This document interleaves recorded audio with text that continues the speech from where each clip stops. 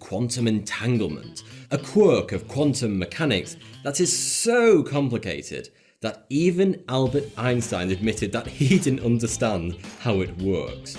They were able to transport the particle 3.8 miles at faster than the speed of light.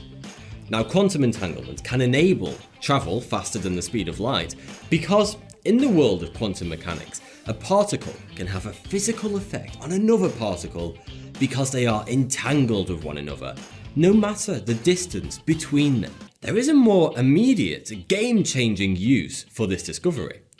It could lead to quantum networking. Using the same quantum entanglement methods, we could theoretically create a brand new global internet network with zero latency. When you send an email or instant message to a friend in another country, there is a small but noticeable delay, anywhere between 20 to 1,000 milliseconds, before it reaches them. This is because the photons of light that carry the data you just sent have to physically travel through fiber optic cables, possibly across oceans and continents. A quantum internet would be instantaneous, opening a new realm of possibilities for internet security, medicine, military, and many other applications. And of course, internet gaming would be an absolute dream with zero lag. So I just want to mention that that video I showed, I'll leave a link down below to it, but they grossly misrepresented quantum internet. I got videos in the past that it gets a lot more detailed into this stuff, but I figured I might as well make a quick digest so anyone who's curious about this can easily pick up and see where we're going. Keep in mind, this is my background.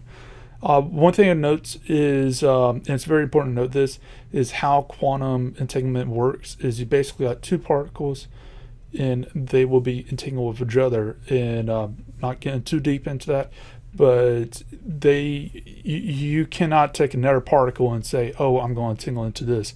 No, it's just these two particles and that's it. So, and keep in mind that you can have more particles there, which is fine, but which is basically, instead of you having just one set of two particles, so it's 1 and 0, you're able to take another set and do, add more so you can actually get higher speed.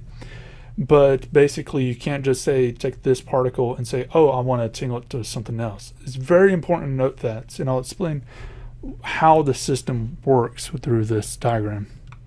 So as far as things goes, this is just a simple paint short job.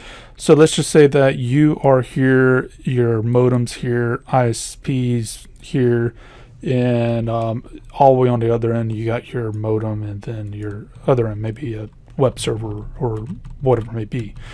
So with here, your connection between yourself and the modem is going to be the same as it is. It might either be through Ethernet or wireless, or wherever it may be. And the same thing with the other side. So the web server or someone else, it might be through Ethernet or through radio towers or something like that. There's not going to be a quantum thing on your actual device, your laptop, your TV, or whatever it may be. Then I'll explain a little bit more on this in a second. But what's going to end up happening is your modem itself, it will translate the data into quantum. See, the thing with quantum is you don't actually need to have wires. Like, once everything's set up right and we actually know exactly how this is going to work. Keep in mind, the cost of this right now, it's a bit much, and militaries will be able to use it just fine, and a few others will be able to use it just fine for a number of years ahead of time. And a lot of this equipment takes the size of an entire room to run, and you can't have that on a residential site. So it'll be a number of years before we see this. So by the time it gets there, you don't need the wires anymore. But what will end up happening is basically your modem itself, it will actually translate the data from your whatever you're sending from normal to quantum. So it transfers from there. And through the quantum world, not getting into the science behind that, there's plenty of videos out there on this, it will actually go and connect to a entangled pair with your ISP. Your ISP will then transfer back that into a normal understanding. And what would that do is the ISP, it will see where the route needs to be directed to, because by them observing the quantum entanglement particles, it will actually change it so it can actually route to the wrong place or corrupt the data that's coming through. So it has to transfer it back into a normal signal. And then from there, it figures out where it needs to go, and through the normal routing and switching, it will actually go and say, oh, it needs to go to this place over here. Well, from there, it will change it back to a quantum, and the routing and switching will figure out which is the best hop to send it to, the quickest hop to send it to. Because keep in mind, overload and whatever it may be, you have everybody using one single thing, it's going to overload it. So, it's just best, which is the best to go through, or what do they have license to go through and stuff like that, what's up and whatever.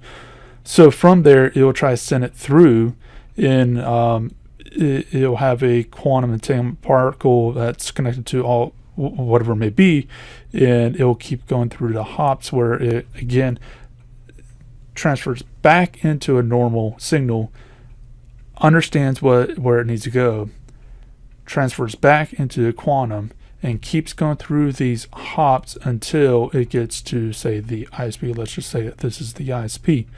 Well, the ISP on the other end, the web server or whatever it may be, the internet service provider, what will end up happening is it will then figure out, oh, it needs to go to this person, so it will transfer it back to quantum, and then it will go to the modem, and then it will transfer it back to normal signal, and everything else be normal. So what you will see on your end is, oh, I need a special modem to work with my ISP, my internet service provider. You don't need unless it's the router, the Wi-Fi router they want you to play with. If that's, here's the thing. As a network person, I will recommend never, ever, ever use a Wi-Fi router that your internet service provider can control. A modem, fine, whatever. There's not much I can do that in the first place. But what you need to basically do is note that you will have to take a modem to actually from the ISP that's connected to the ISP, and that's the only thing that needs to be switched out. Now, why wouldn't you have, say, your laptop or your TV or your phone directly connected to the ISP through the quantum entanglement? Well, again, you can only pair one particle with another. So what this basically means is, let's say your ISP goes out of business. Well, then you're going to have to change out all your laptops, your TVs, and all your other stuff in order to get back on the internet. You probably see a problem there. I think a lot of people get PO'd by having their laptops and whatever have to be changed out versus a simple modem. Because you change out a modem, that's going to be no problem into itself. Change out a laptop, whatever, you got to deal with data and all this other stuff, and that's just not fun. And you might be saying, well, why not deal with a NIC? Keep in mind, you got phones and TVs and stuff like that. That's simply, it needs to be able to connect to the internet. You got legacy items and a few other things. And stuff like TVs and stuff, how are you going to change that on that device or your phone or your tablet? It's just not going to happen. In most laptops, you cannot do that nowadays. Maybe desktops, fine, whatever. But all this other stuff, it ain't going to happen. So you're not going to be able to simply change it apart. And some people might say, well, what about SIM cards? It will be a very, very, very, very long time before the technology gets to that point where you can fit it down to that level, mostly because you got to keep it very, very cold.